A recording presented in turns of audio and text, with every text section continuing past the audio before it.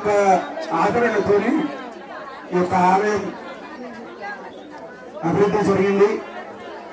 తర్వాత కొంతమంది భక్తులు, కొంచెం ప్రముఖులు కొంతమంది వారు కూడా సహకారం చేయటం వల్ల రోడ్డు నిర్మాణం, కొద్ది భక్తులతోని చిన్న చిన్న నిర్మాణాలు, దూర ప్రాంతాల్లో ఉన్న వాళ్ళు కూడా కొంతమంది సహకరిస్తూ వాళ్ళు మొక్కుకున్న తర్వాత వాళ్ళకు తిరిగేటువంటి శుభాలతో చిన్న చిన్న ఆలయాలు కానీ ఇవి కానీ ప్రాంగణం కానీ ఇటువంటి చిన్న కార్యక్రమాలన్నీ జరుగుతూ ఉన్నాయి.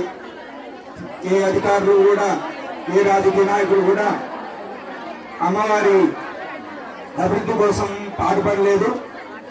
వీరు వచ్చిన తర్వాత ఒక అమ్మవారి కోసం వారి తరపు నుంచి సహకారం చేయడానికి వచ్చినందుకు చాలా ఆనందంగా ఉంది. అంతేకాకుండా భక్తుల యొక్క చాలా ఇబ్బందులు పడుతున్నారు. ఎందుకంటే భక్తులు వచ్చి వారికి కూర్చోడానికి కూడా వీరలేని పరిస్థితిగా ఉంది.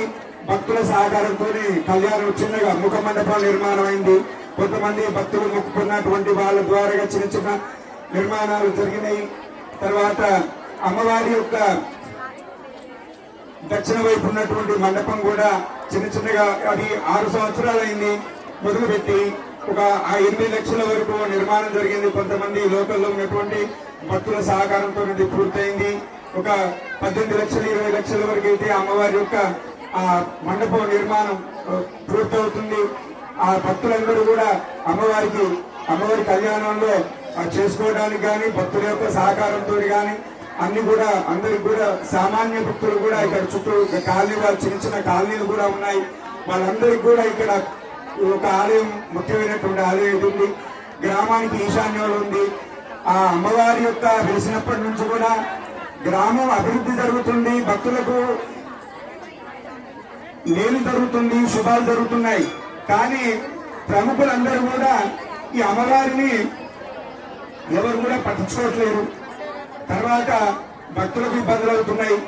అమ్మవారి ఆలయానికి సంబంధించి చాలా ఇబ్బందులు ఎన్నో సంవత్సరాల నుంచి, గత 2014 నుంచి చాలా ఇబ్బందులు పడుతూ కొన్ని సమస్యలుగా భూ కబ్జాలు ఇవన్నీ అమ్మవారికి ఇచ్చినటువంటి భూమిని కూడా ఇచ్చేస్తే చాలా ఇబ్బందులు పడుతున్నాము.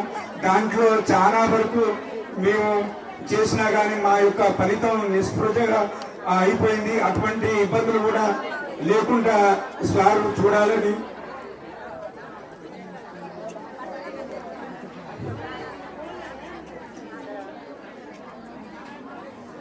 అటువంటి ఇబ్బందులు లేకుండా చూడాలని కోరుతున్నాం.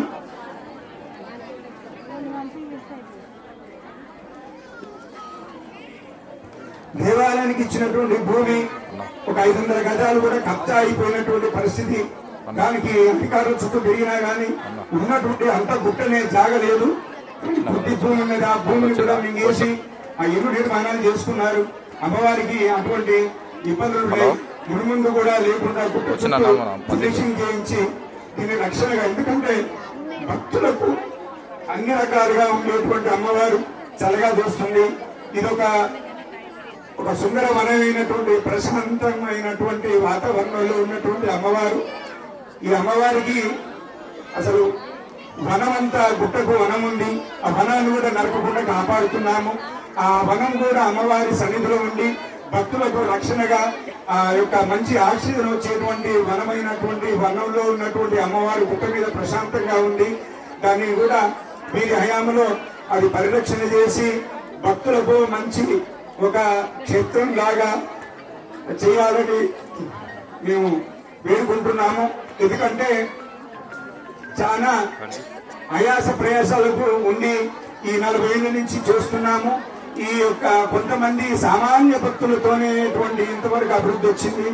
సారు మాటిచ్చారు కాబట్టి వారు కొద్దిగా సహకారంతో కొద్దిగా దృష్టి పెట్టి భక్తుల కోసం చేస్తే చిరకాలం వారి పేరుంటుందని మేము పదే భక్తుల ద్వారా, అందరి ప్రజల ద్వారా నేను కోరుచున్నాను.